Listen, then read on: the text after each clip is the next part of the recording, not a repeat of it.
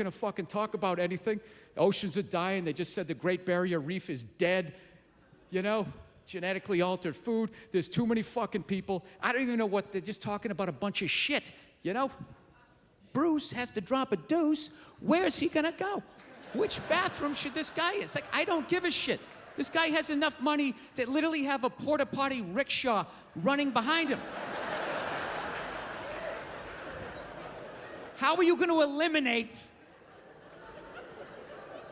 a couple billion fucking people? You never think about that shit? You know, they never talk to us about it. You know they talk about it behind closed doors, right? Bunch of creepy dudes all sitting around some giant table, right? They probably talk about it then, just sitting down after, like, I trust everyone had their fun. Let's get down to the task at hand. There are over 7.5 billion people on the planet. We're running out of fresh water. There won't be enough chicken to feed the others. Does anyone here have any suggestions on how to eliminate the pressures of the undesirables?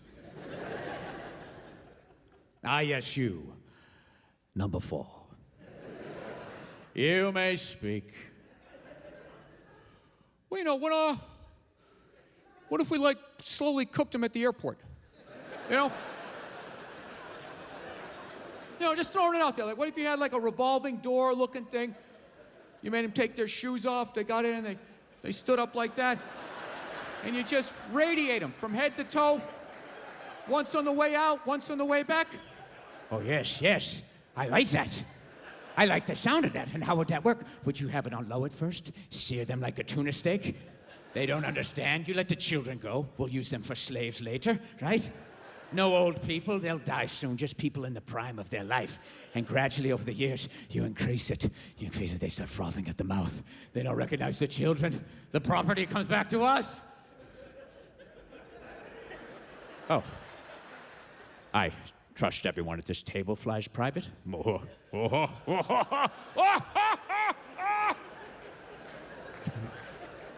Dude, my wife thinks I'm out of my mind because I think shit like that. But I think I'm right. Dude, I know they think about it. I know they think about it because I think about it. Every time I land in a city and it's 2 o'clock in the afternoon, I'm just driving down the street and I see all these, I'm in the middle of a fucking traffic jam. That inner Mussolini comes out of me, right? Like, what are all these people doing in my road? They must be eliminated. I don't know, like, how do you not fucking bring it up? Is because it would freak everybody out? You know, that you have to start maybe taking some measures to start thinning out the herd? You feel that? You feel that creepy, Bill? That's right, yeah. And what do you think, dude? You think you're gonna... You think you're in the fucking upper tier? You're in the luxury boxes? Yeah. You spend a lot of time with yourself. You're doing a lot of nodding. I like what I think. I like what I think a lot. What I think is the way it should be. I understand what that's like. I live this fucking isolated life, man. I go on the road, I'm in green rooms, and I just fucking, you know, I'm just by myself all the time. You slowly go fucking crazy. I did a gig recently. I was in Ireland, and I was in the green room by myself, and I went to turn on the light. It was one of those pull switches, and it wound up around itself, looked like a little noose, and I immediately just thought, what if I just stuck my head in there and just...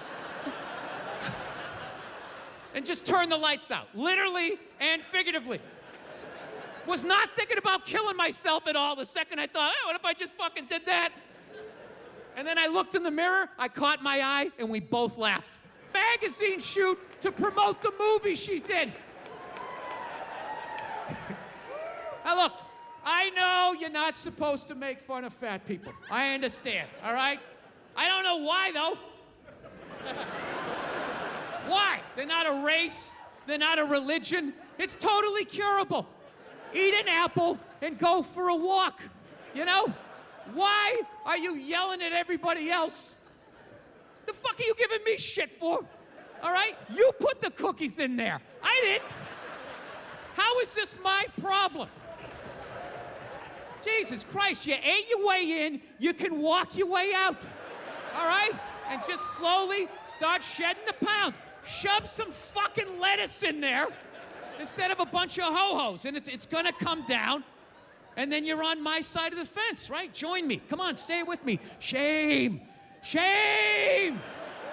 Right? I know, you're not supposed to shame. You're not supposed to fat shame. You're not supposed to slut shame. They're like shaming. Like people aren't supposed to walk around with any shame. It's like a legitimate human emotion, but you're not supposed to feel it at all. You know, you're supposed to just walk around like a dictator. You're not gonna feel any shame. You never felt shame? You never had such a bad fucking night the next morning, you woke up, you couldn't even look yourself in the mirror. When you went to go brush your teeth, you looked up, you're like, oh, you fucking piece of shit. Wow. Wow, even for you, that was bad. Lights out, curtains drawn until at least 2 in the afternoon before I can even look at you, you fucking piece of shit. Yeah, you're supposed to have no shame.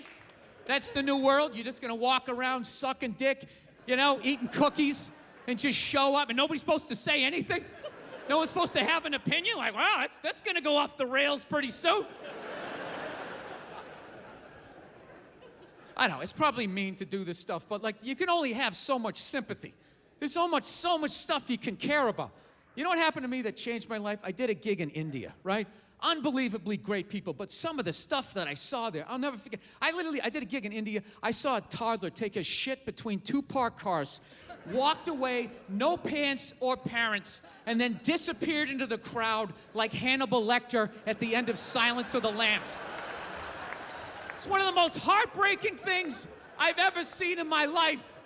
And then I come back to my country and it's like, oh, the studio said I had to lose 15 pounds to star in a movie. The amount of sacrifice and dedication it takes to truly get in like magazine level shape, which is you ever try to get abs? You ever try to get all the abs and get that shit down here? You ever try to do it? It's fucking impossible. Past the age of 19, you can't do it without tons of help. You gotta buy all these exercise tapes. You gotta read about nutrition. You gotta get a personal trainer having you fucking running along. You need like your own chef, and he's like, okay, don't eat it yet. Don't eat it yet. All right, now, eat it. Start consuming it. All right, stop. Slow down, stop. Spit it out. Spit it out. I told you to stop. Get on the elliptical. Now you like that Brussels sprout? Did you like that Brussels sprout? Because now you're paying for it. It's a fucking miserable experience. Just walking around, your whole body's eating yourself. You know, you want some cake? No, just take a salad. Balsamic vinaigrette on the side, no croutons. Oh my God, when is the photo shoot? I want to kill myself. It's horrible. You ever try to get fat? No, you don't have to. It's effortless. You can fucking lay on your back, watching your favorite show, just shoveling shit down your throat. What are you doing? I'm getting fat. I'm getting fat. You got a trainer? Don't need one. It's natural. I just eat everything that makes my sugar salt go like, yeah, woo, yeah. Comes right in. Nice roll of fucking flab. No, it's ridiculous. Like, I know nobody wants to be fat, so I'm not shitting on you about that, but don't fucking come at me like it's my problem and I need to fucking rewire myself. No, you're overweight, okay? There's plenty of things that can help you out. Everybody's got something to deal with. I'm a fucking lunatic with my temper. This is something I have to deal with. I do. You know, you can't fucking stop eating pork chops. That's something you have to fucking deal with. I don't have to completely rewire myself. You know what it is? It's just a bunch of 6s pissed off that they're not getting treated like a 10. You know, at some point, you just got to acknowledge what you are. You're a 6. I'm sorry, all right? Nobody jerks off to a 6. That's the deal. Unless you work with her. If you work with her, you know, she's got that one outfit, you know, it just does something for you. You work in close quarters, so you know what a shampoo smells like? There's an intimacy. There's an intimacy there. All right? I don't know what women rub one out to, but I know it ain't me. All right? This is a fantasy. That's why I don't feel bad about trashing them. It's like, yeah, this is all coming from, I'm a strong 5. All right? That's where I am. So I still feel like I'm punching up here. You know? Honestly, people, I'm a bald, redheaded male. You don't think there's a glass ceiling on the kinds of parts I can get in Hollywood? Really? You think I'm ever going to be the lead in a romantic comedy? That ain't happening even if I'm booking the movie. I want to make the money back. That's the thing. It's show business. There's $1 million on this film, okay? We're trying to make fucking money. You just want to show up with fucking crumbs on the side of your face? Show up in shape, looking as fuckable as possible, know your lines, ready to work. It's called being a professional, right? Dude, Ben Stiller had abs and Meet the Parents. There was no reason for him to do that. He just knew, I'm gonna take my fucking shirt off. I don't want to get trashed. He was shredded. Yeah, go be a fucking postman. I mean, I don't know what to tell you. All right. That's all you got to do, okay? How about 4 times a year, once a season? You go out to the kitchen without him saying shit. You go out to the kitchen, you make a sandwich, you get him a beer, you walk out, you give it to him, you don't say a word, and you just fucking leave. That's all you got to do. Every 3 months, you do that, you'll keep them happy. That's all it takes. Now, I know right out of the gate, this is coming off sexist, right? It's because I'm saying go out in the kitchen, make your man a sandwich. I'm not saying women belong in the kitchen, barefoot and pregnant, rubbing my balls. I'm not saying that. Okay?